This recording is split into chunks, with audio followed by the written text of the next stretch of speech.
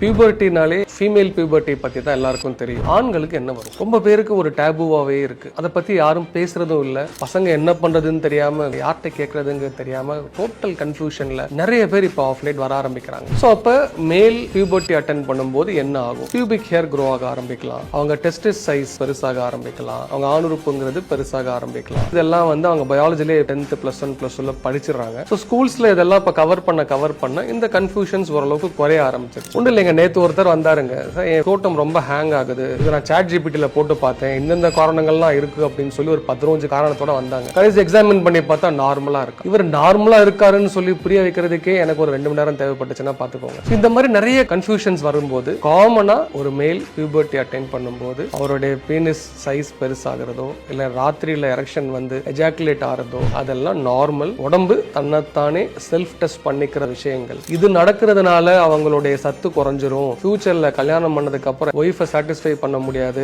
குழந்தை பிறக்காது. தயவுசெய்து இந்த கன்ஃபியூஷன்லாம் மறந்துடுங்க. சரி, அடுத்து என்ன பண்ணணும்? ஒவ்வொருத்தரும் அவங்க டெஸ்டிஸை செல்ஃப் எக்ஸாமினேஷன், குளிக்கும் போது டெஸ்டிஸை தொட்டு பார்த்து கட்டி மாதிரி ஏதாவது இருக்காங்கிறத தயவு செய்து பார்க்க பழகுங்க. ஏன் இதை இம்பார்ட்டண்டா சொல்றோம்னா, கேன்சர் வரதுக்கான வாய்ப்புகள் சின்ன வயசுல தாங்க அதிகம், வயசானதுக்கு அப்புறம் கேன்சர் வரதுக்கான வாய்ப்புகள் குறைச்சு. மேல் பியூபர்ட்டினா என்னன்னு தெரியாம கன்ஃபியூஸ் ஆகிறத விட கைடன்ஸ் எடுத்துக்கணும்னா ஒரு யூராலஜிஸ்ட் அப்ரோச் பண்ணுங்க.